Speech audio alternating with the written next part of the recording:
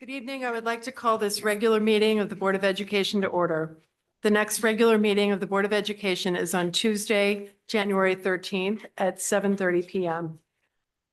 I would like to start with the chair report. Thank you all for being here tonight for our last regular Board of Education meeting prior to the holidays and winter break. I would like to thank the RTM for the opportunity to speak on behalf of the Board of Education in last night's RTM State of the Town meeting. In the meeting last night, the RTM voted to not reject the DEA teacher contract. So thank you to the RTM and the Board of Finance for your support of the DEA contract. The board anticipates this new contract will help us achieve our educational priorities of attracting and retaining our teachers in a time of national teacher shortages, as well as provide new professional learning opportunities for our teachers, all of which will benefit our students. After the winter break, at our special Board of Education meeting on January 8th, Dr. Byrne will give his fiscal year 27 budget presentation. We look forward to beginning the board's budget deliberations in January. And I wish everyone a happy holiday and happy new year. Until then, thank you. So now moving on to public comment. Good evening. If you'd like to participate in public comment, please approach the podium and state your name and town of residence for the record. Please note that you'll have up to 3 minutes to comment. We have no public comment at this time. Okay, the superintendent's report, Dr. Byrne. Okay, thank you. Good evening, and thank you for joining us for the December 9th Board of Education meeting. Many thanks to all the members of the board and the community who joined the annual facilities tour this past Saturday. I'm grateful to our Director of Facilities, Kevin Monrette, and Assistant Director, Nestor Apparaccio, for leading the insightful visits to the schools. Last night, I attended the State of the Town meeting. I'd like to congratulate our very own board chair, Robin Nelson, on an excellent speech. It was quite an educational evening for me, as it was my first State of the Town meeting, and I learned quite a bit about the dedication and commitment of so many who work to keep Darien wonderful. Today, I attended the Chartwell's Mood Boost tasting event at Oxbridge. This week's Moody's was confident, and the tasting was roasted cinnamon butternut squash. The students were lined up and coming back for seconds and thirds during the tasting. Thank you to our food service director, Megan Bendish, and her team for bringing the program to our elementary schools. Be on the lookout for more Mood Boost events in the schools. And congratulations to Darien High School students, Nick Steinka, Harrison Diltz, and Harry Palapanya for placing in the top 25 for the DECA International Stock Market Game in the North Atlantic region. They'll be presenting their investment portfolio at the DECA International Career Development Conference and competition in April of 2026 in Atlanta, Georgia. They began with a mock portfolio of $100,000 and increased it with diversified investments to $145,459, a 38.4% increase over the 10 weeks of the competition. The Darien High School DECA Club is off to a great start this year. Our very first parent university will be this Thursday, December 11th at 2 p.m. at Middlesex Middle School. Join us to learn more about the science of reading and experience our K-3 literacy practices through fun, interactive learning sessions. And finally, I'd like to wish everyone a happy, healthy, and safe holiday season. That concludes my report for this evening. Thank you. We'll move on to our student representative reports, Ryan and Kylie. Yeah, as we move into the end of the year, our math and science honor societies, our outreach divisions in both of those will be traveling to the elementary and middle schools to conduct presentations and activities with many other students. And coming up next week on Tuesday, we have our new annual tradition, the Reindeer Games, where students and faculty compete in different events at the end of the school day, and a nice way to wind off the end of the 2025 year. Thank you. And just to add on, we have a unified sports basketball game Wednesday, December 17th at 3 p.m. and it's DHS versus New Canaan. And then that same day, we have the DHS Holiday Spectacular Concert. All musical ensembles will be performing, so make sure to go. Thank you, Kylie. Moving on to presentations, discussions, and possible action. We are first going to start with presentation and discussion on multi-tiered system of supports, or MTSS. Dr. Fettigan.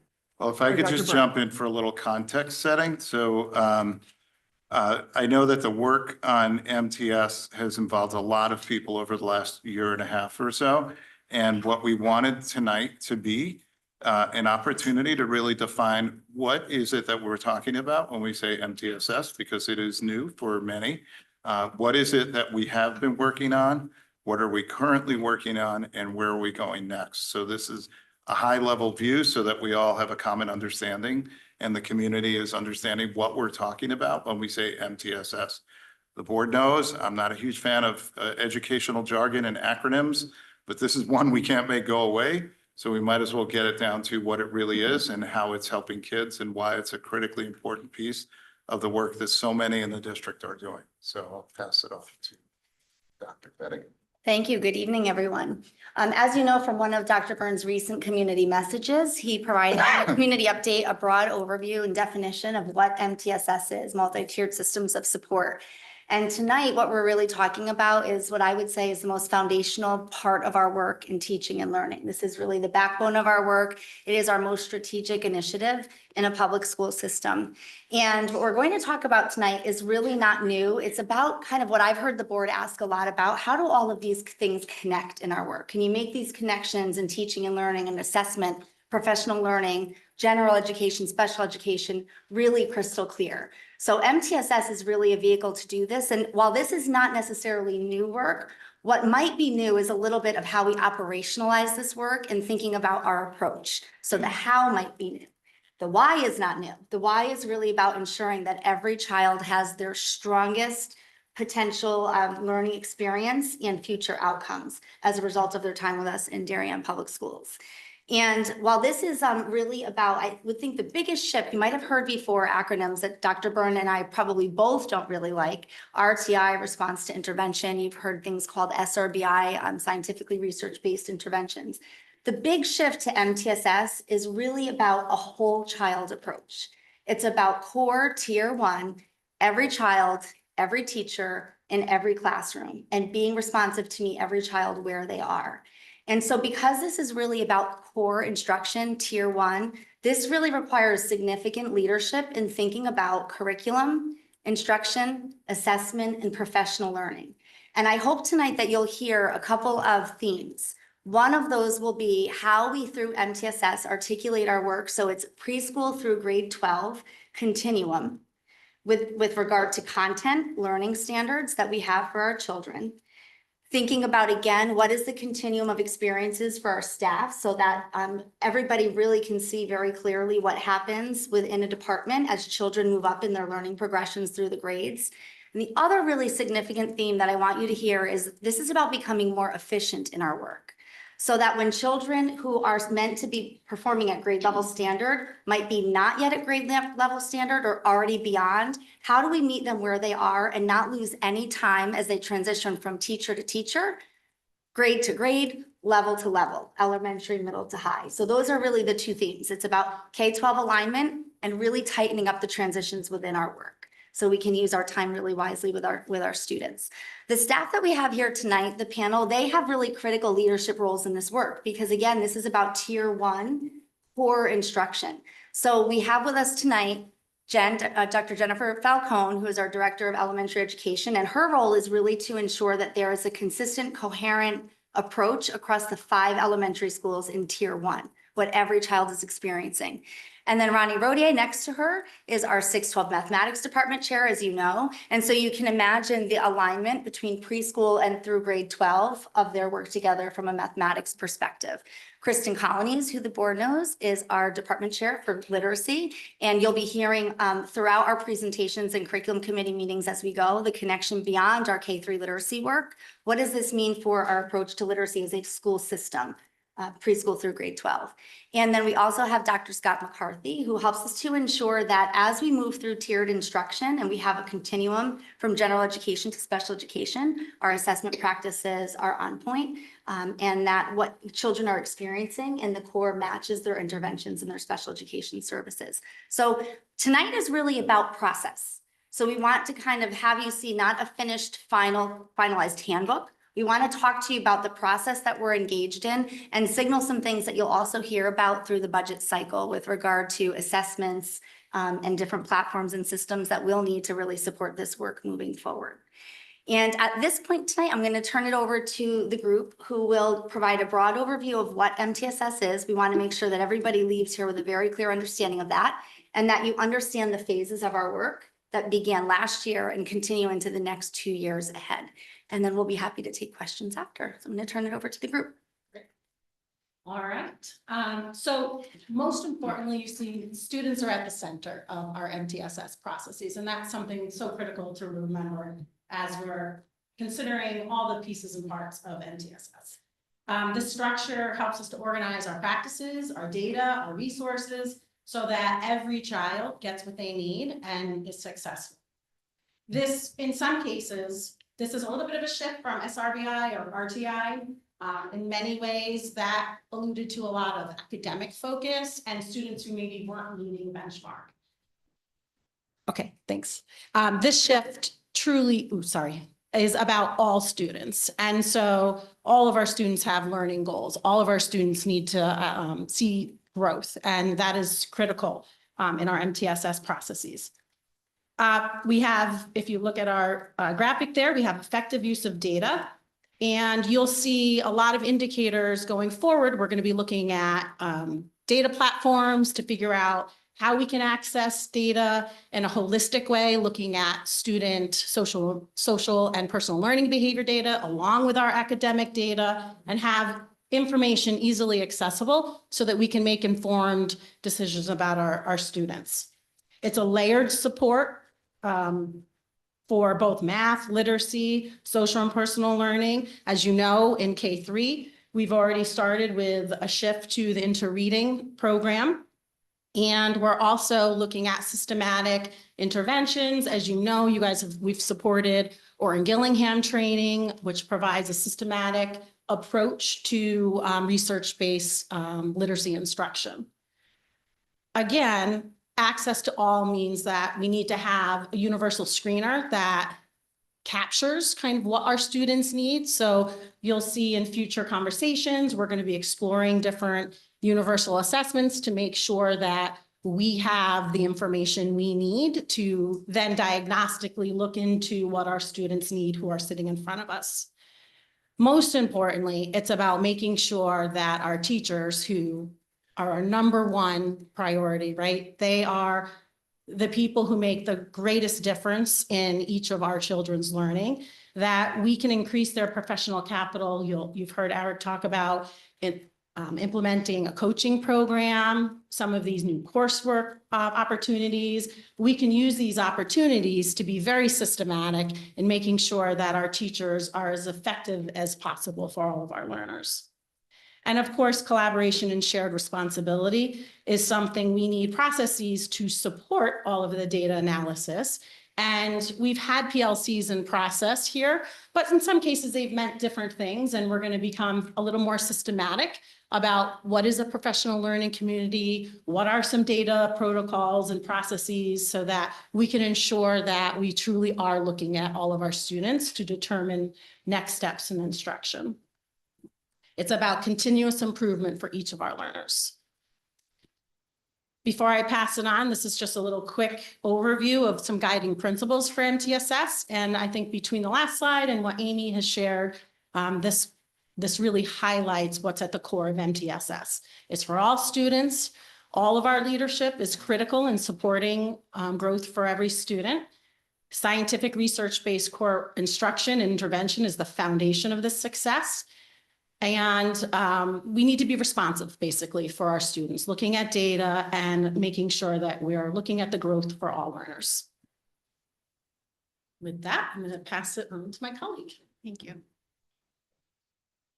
We've organized our MTSS implementation into a 3-year phased plan, consistent with research showing that successful, sustainable MTSS systems typically take 2 to 4 years to build. So phase 1 was last year, phase 2 this year, phase 3 next year. Thanks. So our first year focused on building a strong foundation for MTSS. We established a district leadership team and engaged in professional learning to build a shared understanding of MTSS so it can be implemented thoughtfully and consistently across the district. We initiated a draft MTSS handbook with the purpose to provide guiding principles, tier definitions, decision-making processes, and expectations for support. We completed a district-wide MTSS self-assessment, reviewing consistency, strengths, and areas of need. Our self-assessment revealed several themes. We have opportunities to improve consistency around tiered instruction, intervention documentation, and referral pathways, as well as deepening staff understanding of universal screening and the MTSS process pre-K through 12. Specific areas for continued attention included strengthening early literacy supports and ensuring consistent implementation of social and personal learning interventions. And the staff also expressed the need for dedicated time for the data review that Jen mentioned, collaboration and professional learning. All of those are critical components of MTSS.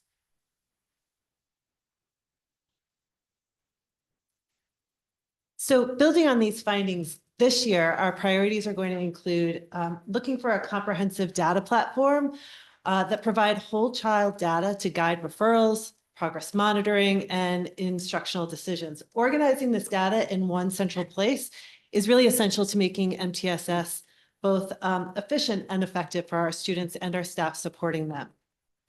Coherence across the district is also foundational for this work, and so continuing to refine our MTSS handbook, establishing consistent protocols K through 12, and creating whole child portfolios are steps that help create that seamless transition as students move from grade to grade and school to school. We're focusing on developing a greater understanding of MTSS as a system for all of our stakeholders, and this includes professional learning for our staff and ongoing communication with family and community members. And finally, we're examining current instructional resources, tier 1 supports and instructional strategies, as well as universal screening platforms that ensure our resources support the MTSS process.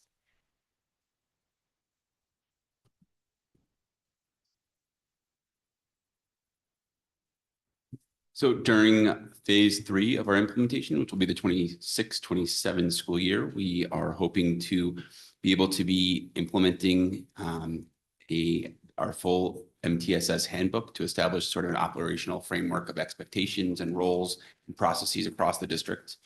We also hope to be engaging in data analysis and review that included a whole child approach with regular data analysis and cycles of reviewing that data.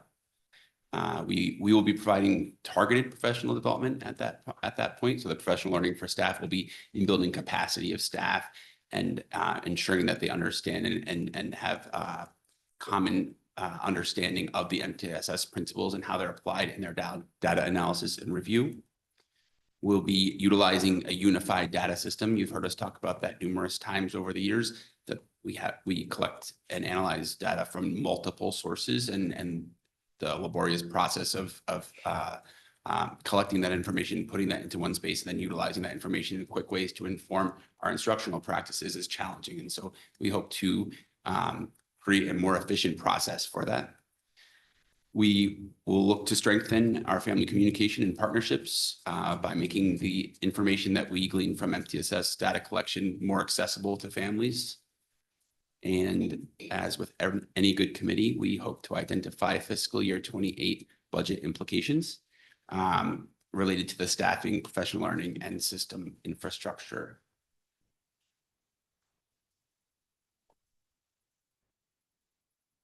So sort of to tie this all up, in thinking about a model to think about how a ongoing process is analyzed and implements new practices, the Plan, Do, Study, Act, or PDSA model or cycle, which comes from the text Learning to Improve, is a nice way to think about how an MTSS committee implements work over time. So it's an iterative method for making change, studying its impact, and then scaling what's working.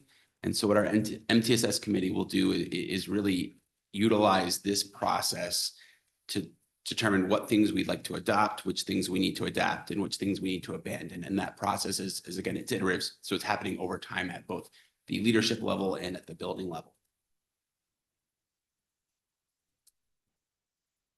All right, thank you all. One of the things that we'd like to focus on is being really transparent with the board and the community, again, about the process of our work. And so what we'd like to do is continue during Board of Education curriculum committee meetings and further board meetings to share our progress through the spring. And again, to be showing how the work of MTSS and about tier 1 core instruction connects to all areas of our work. Something that the group just did talk about before was the universal screener.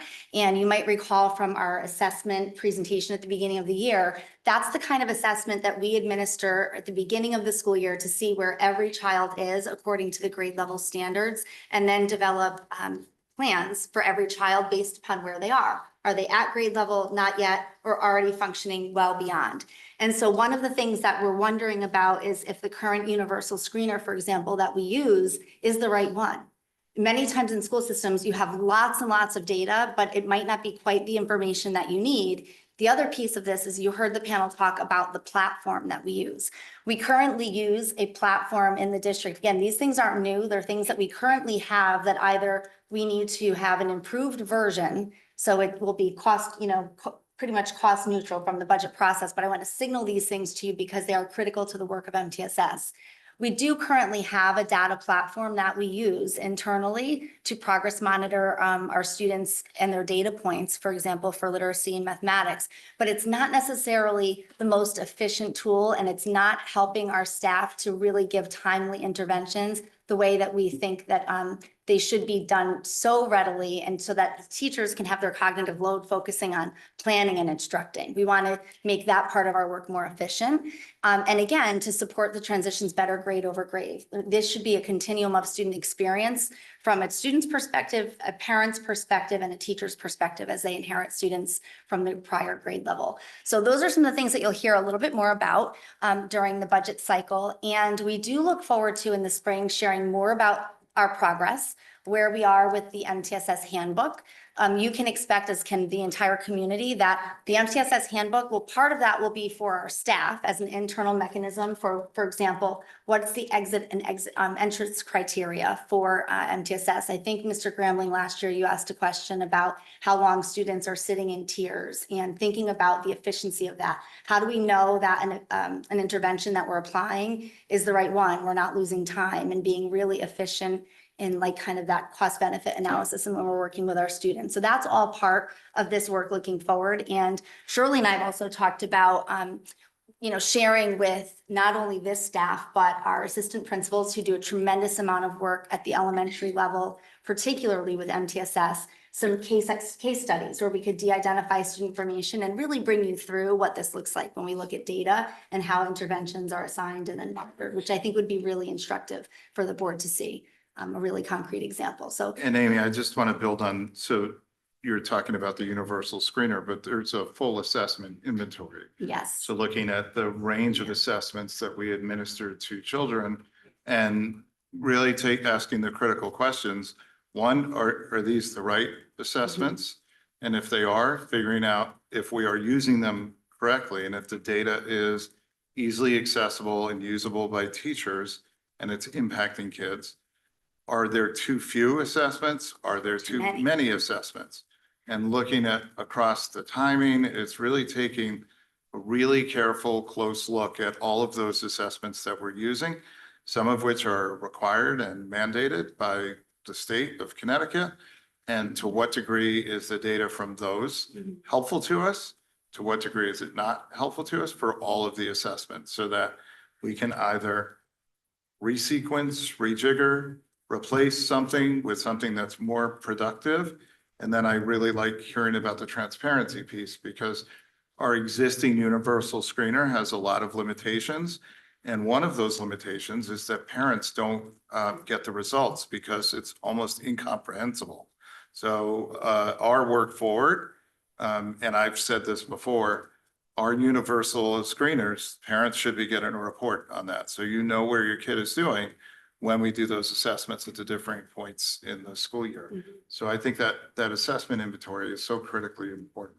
Agreed, agreed. So we do look forward to sharing that assessment information more readily with parents. And that will help parents solve the question of how can I help at home, right? Which is often asked. So it is all very exciting work that's on the horizon for us. And we appreciate the board's interest and support in this part of our work.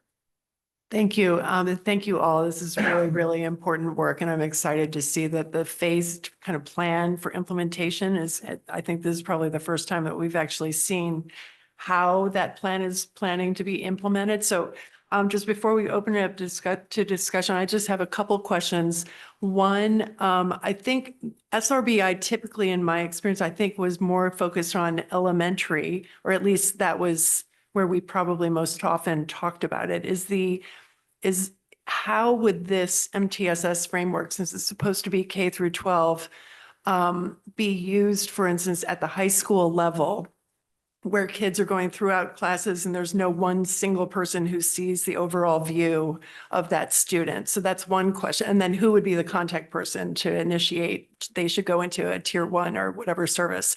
That's one question. And then the other question has to do more with the budget and the data platform, because I see phase 2, you're exploring data platforms, phase 3, you're implementing. So in order to implement, which I believe is the fiscal 27 budget dollars, or would we anticipate having some kind of a placeholder for whatever the cost would be? So that's just a couple of questions. Both good questions. So SRBI is not only an elementary initiative. The big shift, again, is from SRBI to MTSS is thinking about whole child. So we'll be talking a lot about not only the academics piece, but also executive functioning, right? And behaviors for learning, and the social and personal learning piece. For example, how do students regulate and sustain attention to a task, right? And how do we bring those things together with content standards that we are exploring at each grade level and in different content areas?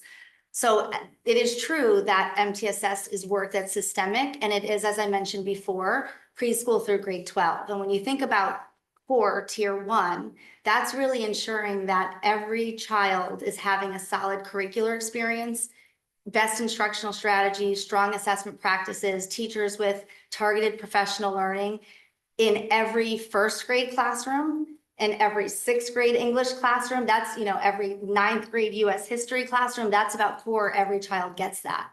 As far as applying interventions, you're correct. We have different models and different staffing models at the elementary level. We have interventionists that will support, literacy, mathematics instruction. The idea, again, is that you're providing those interventions in a very timely way, just right interventions and just right time for kids so that you can reduce the need for those later on. At the secondary level, we do also have interventionists at the middle school. At the high school level, it looks a little bit different because classes are leveled a little bit differently. And you might find that there are other staff members that also provide different types of supports. We have co-taught classes. Shirley can also intervene here. And we have a school counseling department. So the supports just look a little bit different.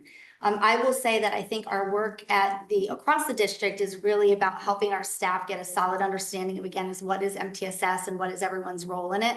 The work will take off at a different pace at the elementary level because the nature of elementary school is a little bit different. Yeah. Every child is there with one teacher throughout the day. One teacher has a smaller group of students. It's just a different model. But it is a preschool through grade 12 model at tier 1 and with the interventions for tier 2 and tier 3. And a big piece of it is having teams that know what the process is. And so if a child, no matter what grade, so you can have a child that is struggling with something at 11th grade, the teachers can go to the MTSS team and problem solve and think about what are the needs of that child and pull all the data that they need. So that the data at the high school is going to look different than the data at the elementary school. You're not going to be looking at the universal screener because those typically aren't done. But what you'll also see generally at the secondary level is focused areas of need. So you may see that a child is struggling more with writing or with executive functioning type pieces or mathematics. And so the team can really set up a plan for interventions, a plan for monitoring how that's going and coming back together in a pretty short period of time to see what's working and if some other intervention is necessary. part of that work of building that structure and the process and the reason why you want a handbook is so we get everybody understanding what it is that we're doing here, and we're all rowing in the same direction on the boat. So we're not in that shell flipping over in the Norwalk River, because everybody really understands what each other has their role in the process. And the role of a school counselor is a little bit different at the secondary level to kind of pull things together. The other thing I would say is an important nexus to realize here is the PLC. So the work that's happening in multi-tiered systems of support and looking at student data and how children are performing, teachers also meet in PLCs or professional learning communities, and they're looking there at data points and talking about instructional practices, what's proven effective with individual or certain groups of students, and sharing in those practices, and then coming back to say, how are we going to know if our students have mastered this, and how are we going to know if they haven't, and what are we going to do if they haven't? What are we also going to do for the kids that need to move beyond?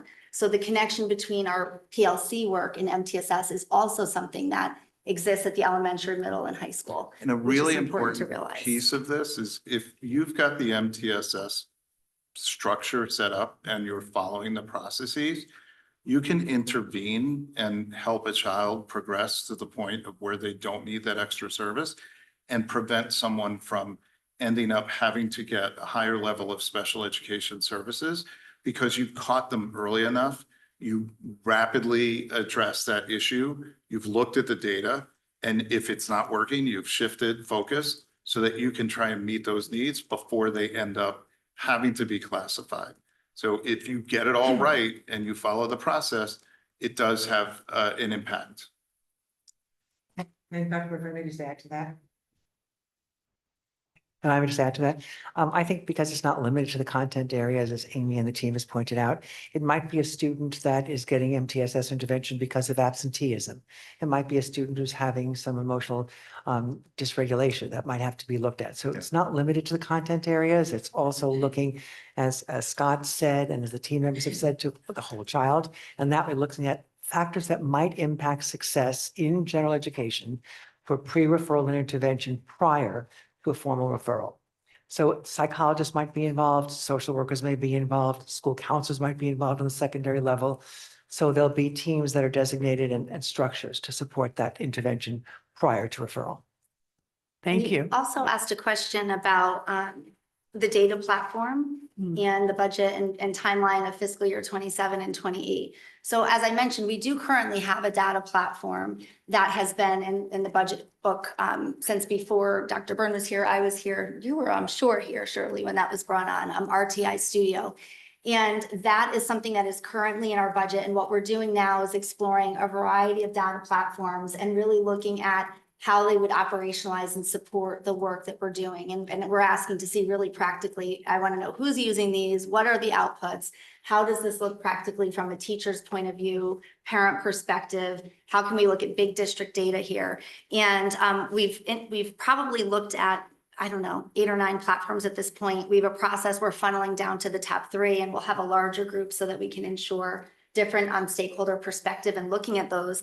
And during the budget process, we will bring forward, where we think we're going to land with that. It will be either equal or a cost savings, actually. And it will be a product that serves our needs better. A critically important part of our budget development process is we don't just add and layer on top. At the same time that if we're looking to add something, we're looking at what that's replacing and removing things that are not necessary and that we shouldn't be hanging on to. There's no such thing as a legacy software product or a legacy tech program. If it's not functioning in the way that we need it to for our kids, it's going to go. And so you'll see that. We analyze the data on all the different applications that our kids are using in the elementary schools. And there are some that we are discontinuing and you won't see coming forward in the budget for next year. And we're approaching this across every responsibility center. So when you see the budget out of my office, I took a careful look at the memberships, and there are memberships that are just not applicable to the way I do this job. And so those memberships have disappeared and won't be included in the budget going forward. And that we're looking at across every single area, which is why you will see a fiscally responsible budget proposal that comes forth on January 8th. Great. Are there board questions? Katie. Thank you. A couple of questions. I wanted to start back at a couple of things that came out of the phase one, specifically regarding the self-assessment revelations. There was a bullet that mentioned that there's inconsistent practices in tiered instruction. Are those inconsistencies found by teacher, by content area, by school, by all of those? Yes. Okay. And that's very typical in every school system across the country. You know, we want to try to reduce the variability and actually maintain consistency across best practice. So that's a really critical part of this work. Consistency and alignment in instruction will be one of the hardest things that we do. What we don't want to be happening, because we know that every room will be different, even if it's the same topic, because every child is different that's sitting in the room. But I should not, go from one third grade classroom in one corridor to another down the hall and feel like I'm in two different school systems or two different states. You should know you're in Darien and what we're focusing on and how we're doing it, but it's going to look different based on the needs of those kids sitting in front of the teacher. So that really isn't just about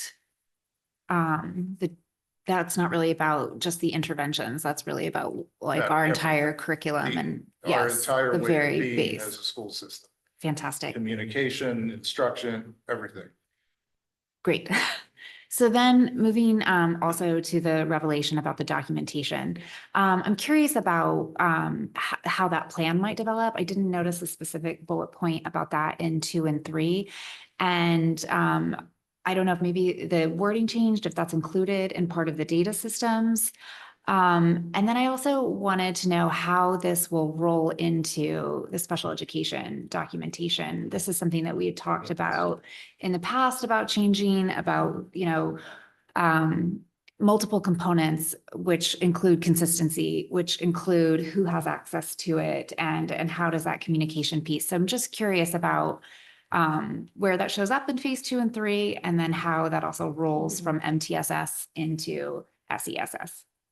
Well, great question. So one of actually my concerns with our current data platform is it's very clunky, cumbersome. It's not incredibly reliable. So I think we're losing important information year over year and from teacher to teacher as kids move through the system. So that kind of what I was speaking about before, that continuity of not only content, instruction, assessment, professional learning, but from a child's perspective and a child's performance year over year is part of this.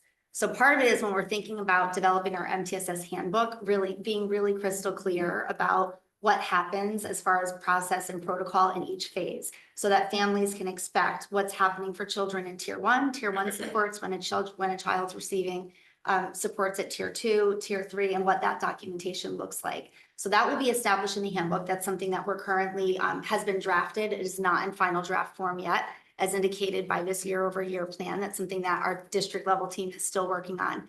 And then the other part of it is the virtual platform, so that we can have a record that follows a child year over year, that families can see portions of, to have access to. And again, that will help teachers move more efficiently with children as they're trying to make progress. And then, of course, part of why Dr. McCarthy is sitting on this panel is to ensure that there's a really smooth continuum of tier 1 all the way through the different tiered interventions through special education for those students who require those services. And I'm sure Shirley might want to respond to that. Well, piece of what documentation. we're working toward with the data platform is a data platform that will enable us to tell the story of a child through the different tiers, so that if we do end up needing to classify a student, we understand where things worked, what didn't work, and what the best course of action could be for them when we develop that IEP and set those goals. And that's, it's a tall order, but that's why the process of selecting the data platform will be really helpful. It needs to be accessible, it needs to be usable, and it needs to be something that can be understood by both teachers and families. I mean, that's part of the process. So this would really be something that is built out for every child. And how will that will be more robust than what we currently see in Aspen in terms of? Well, Aspen's still always going to exist. Right. It's the data that we use for the instructional side of things.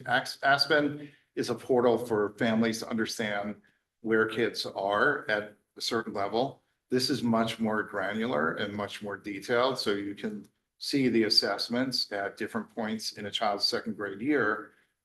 You may see that in Aspen, but it's not going to be able to be manipulated and looked at and used in a way that informs instruction. And then this will include everything, right? Not just the final semester grades or the. Correct. The larger assessment calendar that Dr. Byrne was speaking about before, that larger portfolio of assessments. Great. Thank And you. Katie, if I could just add to that, it's probably too granular an answer, but I'll do it anyway, okay? So if we're looking at look at tiered intervention first, because tier one in the classroom, tier two, and what the tools that they're using right now, Ames Web, let's just say the data we get from Ames Web. How helpful is that in terms of, as a special educator, I'm looking at it and saying, I need to look at vocabulary, comprehension, the different areas. What are the pieces that go into that, and what are the elements that the child is not succeeding? Why is it yellow instead of green? Why is it red instead of green?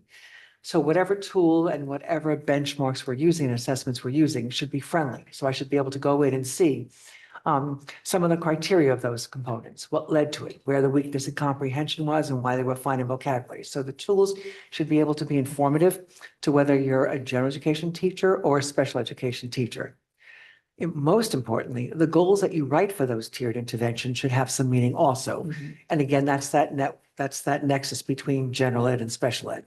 So if I'm writing a goal on phonics, I should be able to see where the child's supposed to be, how many weeks they're going to be working on that, and what the result is. And that would inform me if I'm looking at, let's say there is a referral because tier one happened, tier two happened, tier three happened, and they're still concerned. So I already see data to support what was done, what worked or didn't work, and where the child is. When it does become if the child is found eligible after all the tiered intervention, after a robust MTSS experience, we still see that. What's next is the progress monitoring, your question, in special education. And luckily, there's something built into Connecticut SEDS, and I'll take the opportunity to mention OG right now, since we're looking at progress monitoring, and since the board has been very supportive of that and continues in our academy.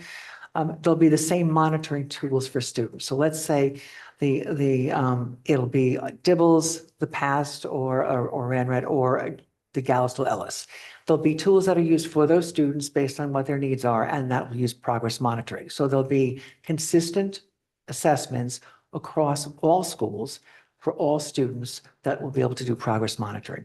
Thank you, Shirley. That was actually so helpful. If I can just summarize, what I'm hearing is that you'll really be able to dig in a lot deeper and in one place to really kind of filter out the information across different sections and to obviously ensure that consistency, but to really be able to get a better profile where there's integration. Because a lot of the things that you're talking about, I know that we have them in different places, right? And they don't speak to each other. So we have an IEP, but we're filling that in by texting into a document, and it's not, and we have an Ames Web, but that's completely separate and not shared. Okay, thank you. That's really helpful. What you anticipate should happen is that we shouldn't have any surprises with kids. Sometimes you will, It's a great theme. but for the most part, when you really set up the system well, you don't have too many surprises. Are there other board questions? Dennis? So I have similar questions to Katie of this inconsistent practices and what I also just heard is sounds counterintuitive to everything we've always talked about is that kids are kids and I'm feeling like the Mike Tyson quote comes into play here that everybody has a plan until you get hit in the face and it's you have this plan and the kids portray differently and so you have to implement different ways and so how do we determine inconsistent practices, social interventions are inconsistently implemented, referral pathways may differ by school or by teacher. How do we know what is the right way to do it? And how do we also follow through that it's consistently being done what we consider the right way in the future? That's a great question. So I love the Mike Tyson analogy. The research tells us, by using reputable research to determine what the right practices are, and engaging with experts that can help support us in that, that's an important piece of it. So understanding what generally accepted practices based on scientific research, that's a big first step. So we're not going by what a publisher says, we're going what the research says is the right way to go about doing it, which is a challenge in education because you can go onto product platforms and websites for stuff and they say, oh, MTSS approved or this, publishers are great at sticking labels on things that aren't exactly true. But part of our job is to really look at the research behind those things and make sure that that's the case. The professional development piece that Amy spoke of earlier, ensuring that our teachers have the knowledge and skill to implement those practices, that's incredibly important because we know we're all half-baked when we come out of graduate school. So, there's only so much they teach us, but as a system, we have to have the structures in place to really develop the skill and the knowledge in our teachers so that we, as the administrative team and the curriculum leaders and the folks that are sitting around this table are on top of the practices to make sure that those are the most effective practices for our kids. Then you get punched in the mouth, and that's the data collection and the progress monitoring. So the piece that's really important to put out there is we're not looking at McDonald's. We're looking at quite the opposite because we have to be able to pivot, but we have to be able to pivot with the individual child based on how they're progressing. So collecting that information as we're teaching, because when you're sitting and our best reading teachers will be sitting and working with a child, and in that session when they're working with a child, that is also an incredibly powerful time to gather data to know whether or not what you're doing is effective with the child. So when they're reading aloud, that's an assessment for you to know what you need to do in the next session with them. And this will enable us to be more consistent in that work.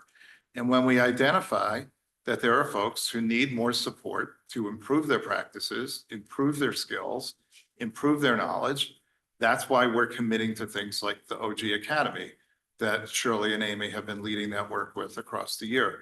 Because we know that research has changed. Nobody was talking about the science of reading 15 years ago. That's really recent research that's come out of incredible work at places like Yale and the Haskins Lab and the brain research that is telling a story about what kids need when they have language-based disabilities or at risk of language-based disabilities. So this is enabling us to not lose kids. If we stay true to the process and we give our teachers what they need and they have the tools to be able to monitor how kids are progressing. And I think if I could add one other important component is the level of system work. And I think Katie was speaking to this before about the general education and special education continuum and the level of communication and collaboration that needs to happen. Because this is whole child, it requires a lot of communication across stakeholders within the school setting and a lot of partnership with our students' families. So that'll be another indicator of our success, the communication with students' families beyond the school day. Greg. The great presentation, thank you. Maybe piggybacking quickly on that, I assume that also it means like as you're populating the data set, you can improve upon the data set. Like you can look at the trends and you can keep track of that and then improve upon it. Yeah, because you could keep look at fostering. the trends across a grade level or across the system. Right. And I know that was a big conversation with the self-study, that there were certain points where we identified what's going on here, and particularly in second and third grade. Yeah. This will enable us to do much more granular analysis and looking for trends across levels, across grades, across schools, and see, is there something we need to dig into? Yeah. And then my question was around the establishment of the standards that we're going to be setting for the kids. I really like in the presentation how it's focused on each of the individual students. So different students have different strengths and weaknesses. Some students are really good at math, but they're not as good at English or writing or whatever it is. So is this tool intended on just being utilized for kids who need extra help in certain areas? Or is it also going to be used to identify this kid is absolutely killing it in math or whatever it is? We should be pushing on that button to go forward. And then when you think about the development of those standards, is there like a minimum threshold that you have to be at no matter what? And then there's like, I don't know, other higher tiers. Yeah, So it's I'm a- thinking about like both, obviously it's important to be able to help the kids who are not doing as well, but Mhm. what about those kids who are like on board? Yeah, Because it's a it's too easy. really important takeaway, and I'm glad that you're resurfacing this. This is about all children. So we do have grade level standards that are really clear, but those are, I would say, the floor and not the ceiling. There are many students in Darien Public Schools that are achieving at those standards and well beyond. So part of this is making sure that we're meeting every child where they are. And as far as providing interventions, that also means extensions for children's learning opportunities. And to Dr. Burns' point about looking at big system data, whether it's again across classrooms, across schools, or across the district, across levels, that also helps us decide where do we need to intervene as far as professional learning and growing capacities of our educators in district. So it's about every child and every educator.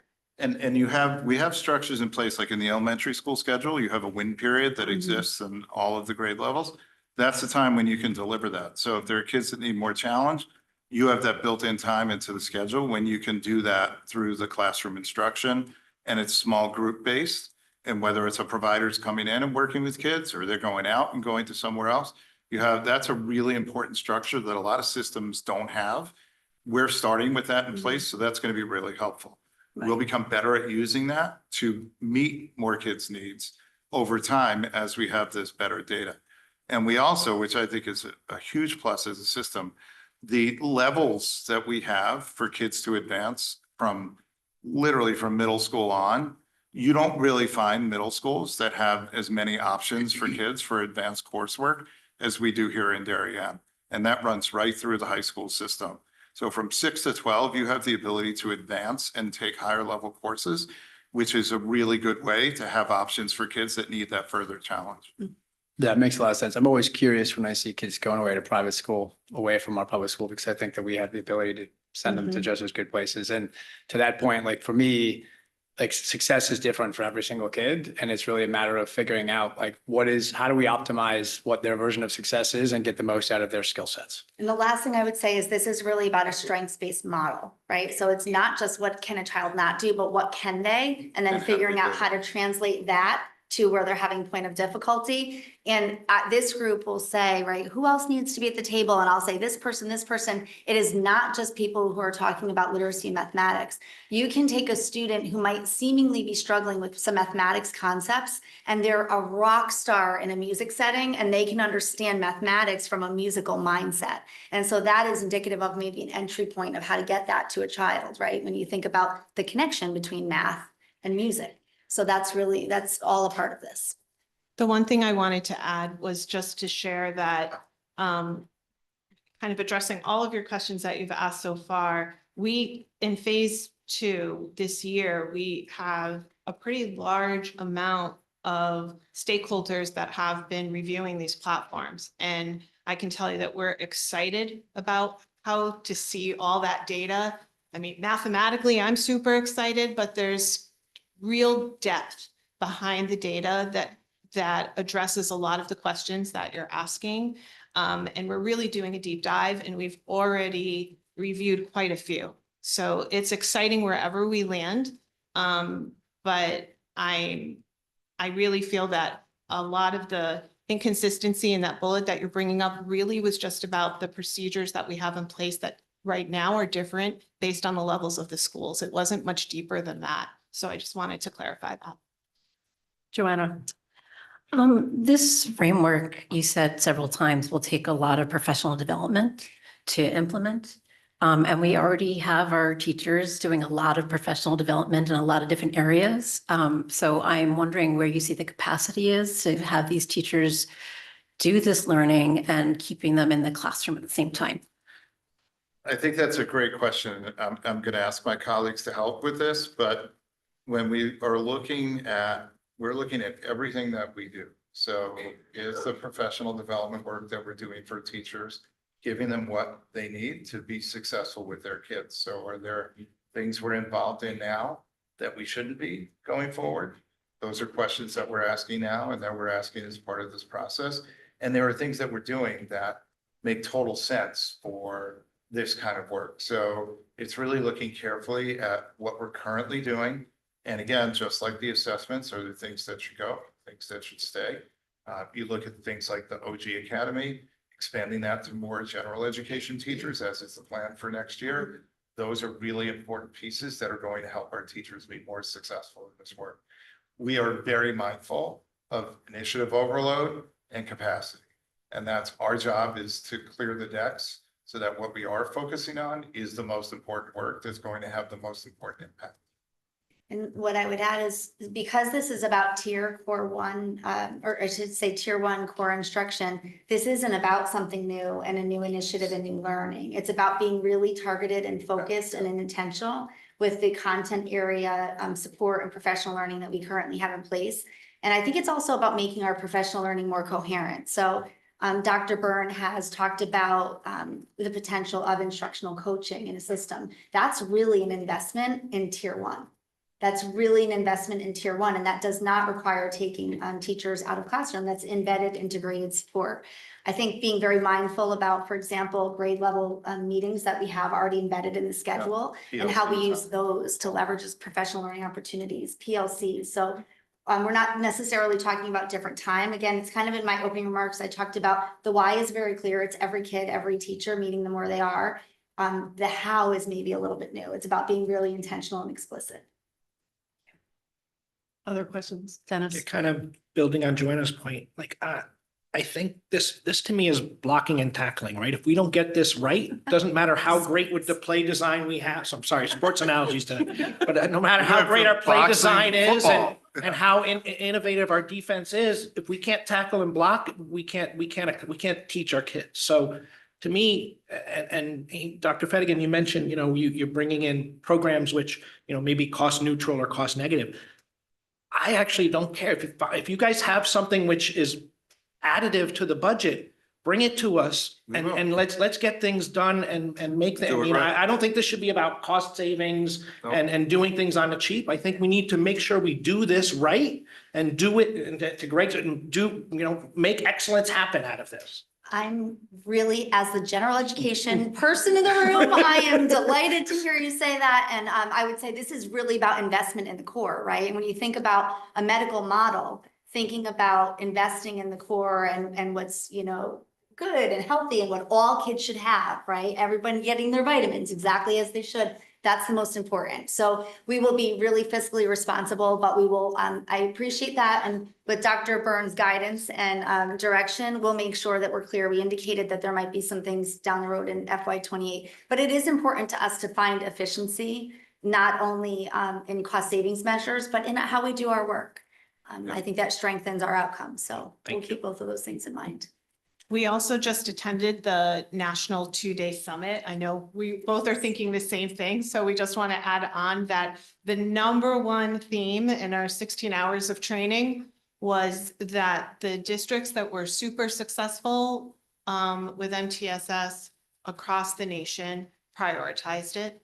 And it was prioritized in our PLC work. It was prioritized in each building. It was prioritized from every leader. We were all one because, as you said, it was so important and it drives everything else. So they agree. Thank you for that. I love hearing that because it seems to me that this is the thing that touches everyone. Like truly it does.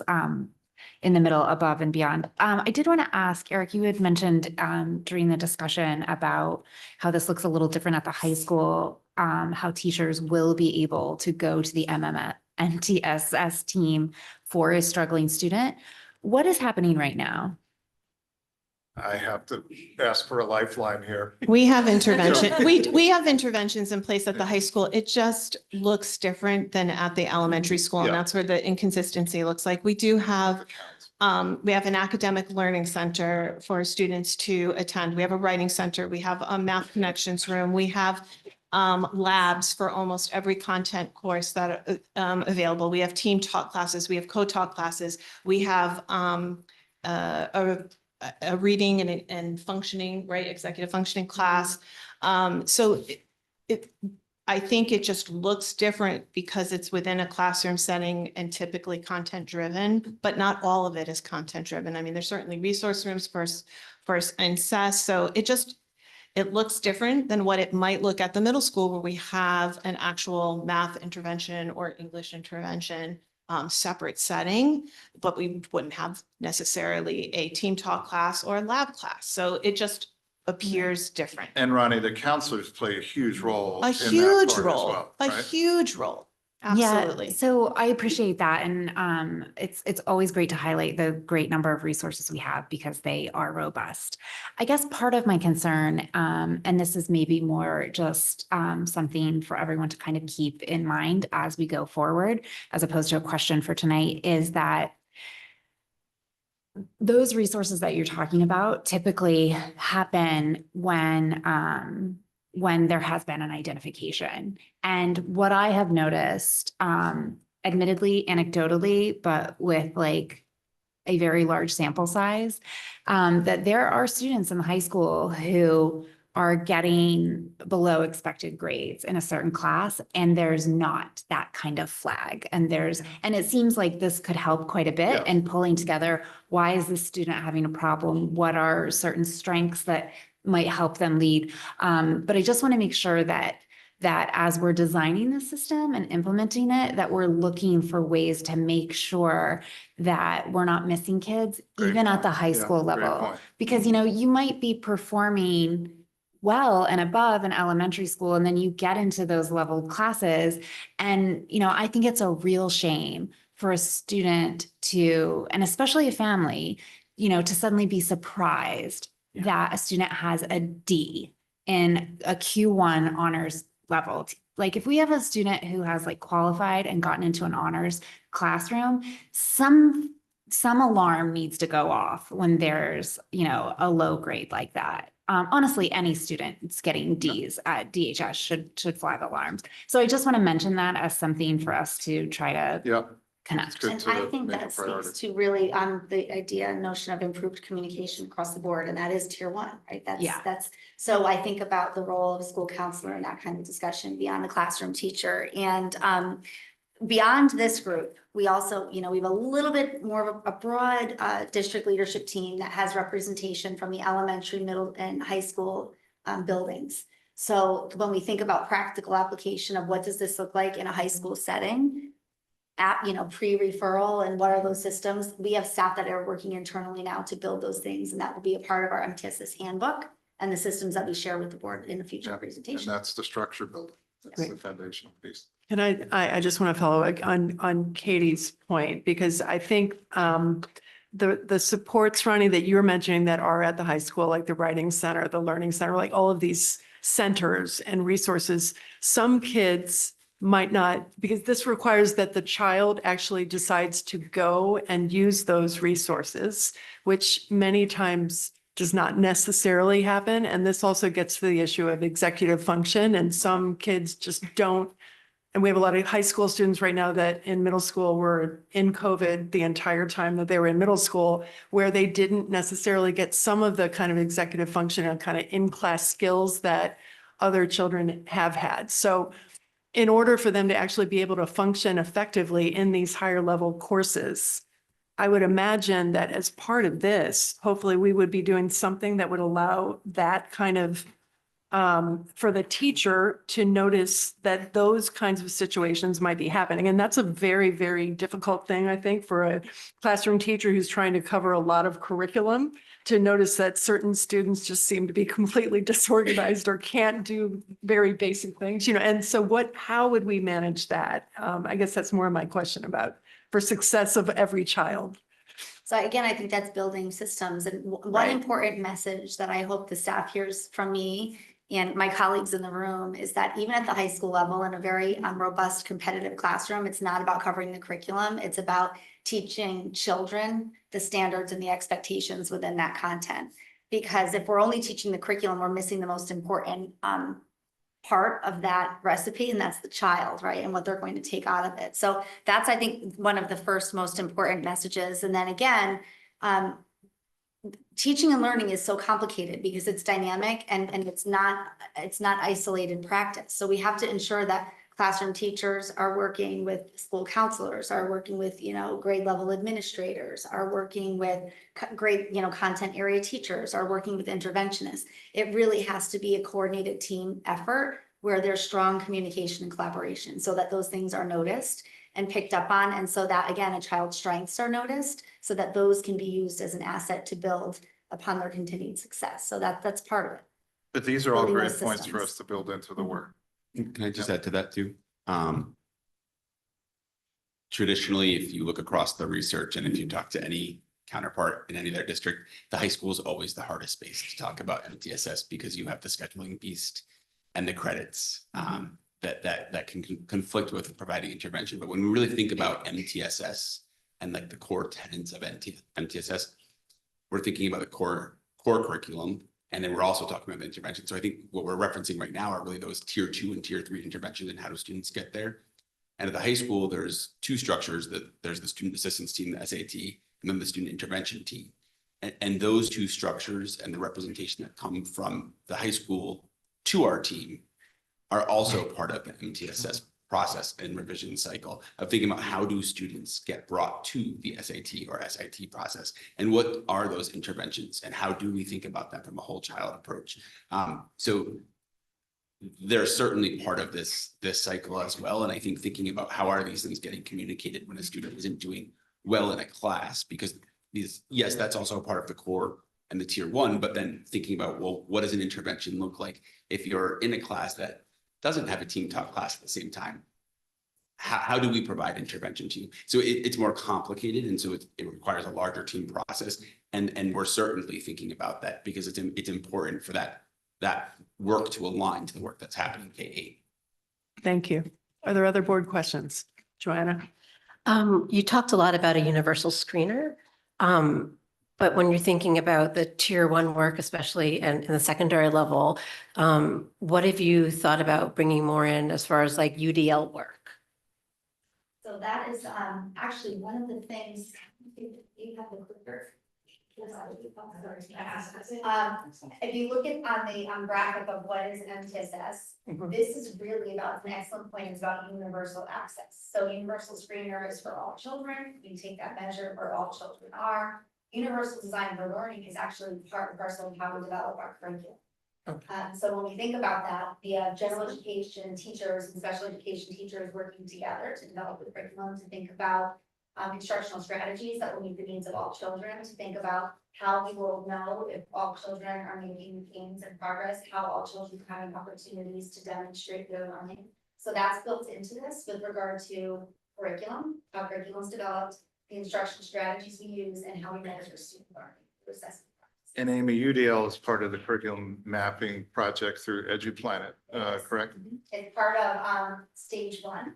It's how we address that part of stage 2, again, with how we assess students, and then part of stage 3, individual, kind of more like classroom practice lessons. So it's built into tier 1. Katie? I promise to keep this brief. We all know I could talk about it all night. I just wanted to say, as I was listening to Amy talk about this, I do think it's really important, especially as we're talking about MTSS and how this applies to every student and those interventions, with the goal that they head off a need for a special education service. And that I would really love to see us think about how we communicate with staff and with families, not just about making progress, but about closing the gap. Right? When we identify that someone is not where they need to be, not just noticing that they're making progress and getting better, but how they close that gap from the deficit to where their peers have continued to grow. Both of those things are true. Other board questions? Dennis? This one has been gnawing at me, and I'm maybe going into the weeds here or too detailed, but in your self-assessment, high referral and identification rates in early grades may indicate early literacy support needs strengthening, and you mentioned into reading. Are we confident that into reading will solve all of our deficits and supports that need strengthening? 100% no. We have the same answer. I'm going to be honest. No, but that's No fine. program is going to solve any problem. We have What's the same going to answer, solve that's problems are teacher skill and high quality literacy practices. You can take any program and swap it out But if the teachers don't have the skill and don't have the embedded high-quality literacy practices, the program will be inconsequential. Okay, perfect. Thank Because Mm-hmm. you. The standards is. Other board questions? Okay, thank you very much. I think this is a really great kind of implementation and plan for us. So we're excited to hear more and learn more about it as it goes on. I want to thank you for being here today and some of the work that you are still having to do. Thank you all very Thank much. you. Thank you. And they may sneak out. They might be interested in staying for the policy, but they may also want to go home. Thank you. So we'll move on to the first reading and discussion on, do I need to read all of these?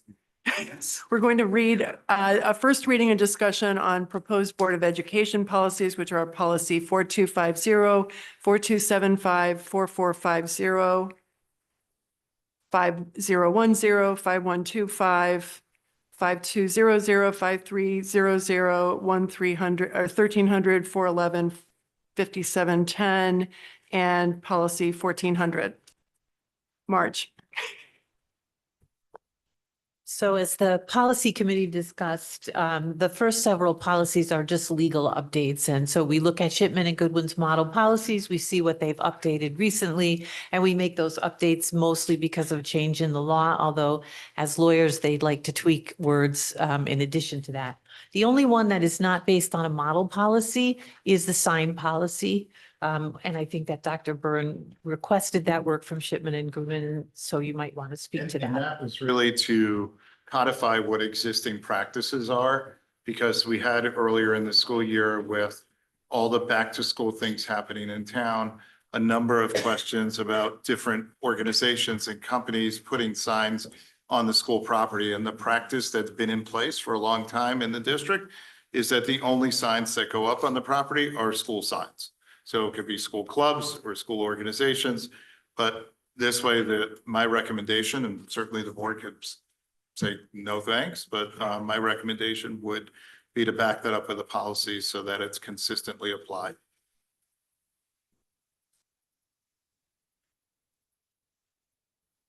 Are there any board questions on the policies? Sarah? So just, it's not a huge question, but the signs along the oval and the stadium that are, I mean, technically those are advertising.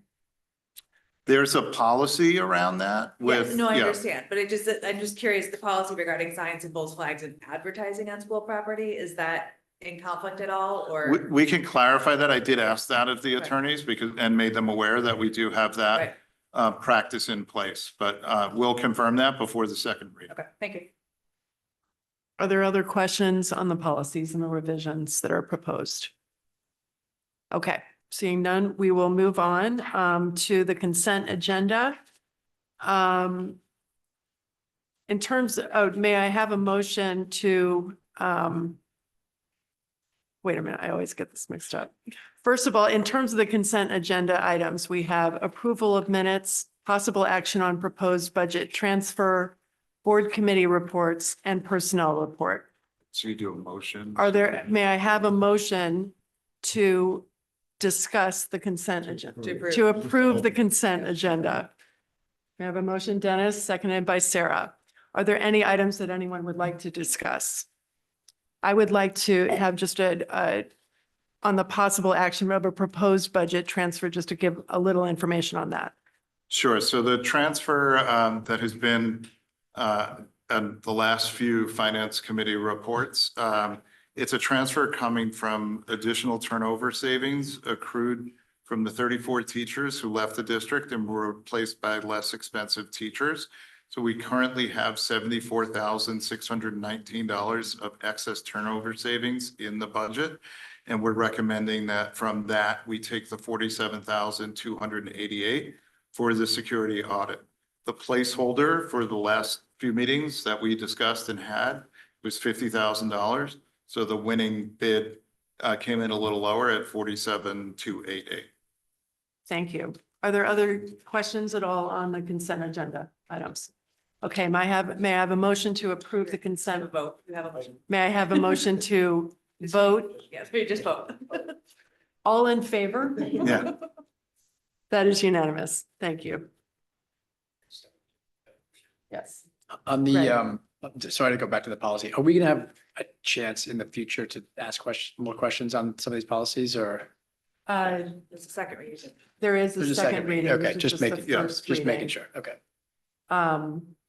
Okay, so I believe we do not have any follow-up action items. Is there public comment? Good evening. If you would like to participate in public comment, please approach the podium and state your name and town of residence. Please note that you'll have up to 3 minutes to comment. We have no public comment at this time. Okay, may I have a motion to adjourn? Sarah, seconded by Dennis, all in favor?